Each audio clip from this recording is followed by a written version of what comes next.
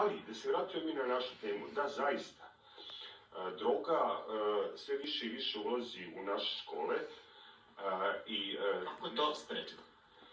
Jednostavno, to se mora raditi na terenu. Nažalost, mi sada imamo situaciju, još nije, redovi UKP još nisu u dovoljnoj meri pročišćeni, iako su, da kažem, glavni krivci za širenje droge među omladinom smenjeni, još nisu u dovoljnoj meri pročišćeni redovi, ali prevencijom. Znači, jednostavno, ranije su bili divni inspektori UKP-u koji su išli od škole do škole, objašnjavali zaista ono šta se dešava.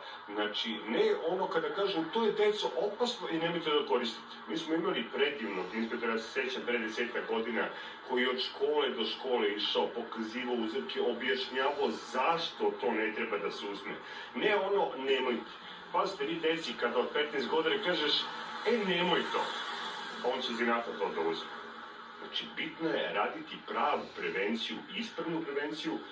Takođe, nažalost, većina kanabisa koji se po nas nalazi u prometu je preskan fentanilom, to je sintetički heroin, to je deo specijalnog rata protiv Srbije, ali o tome neki drugi put.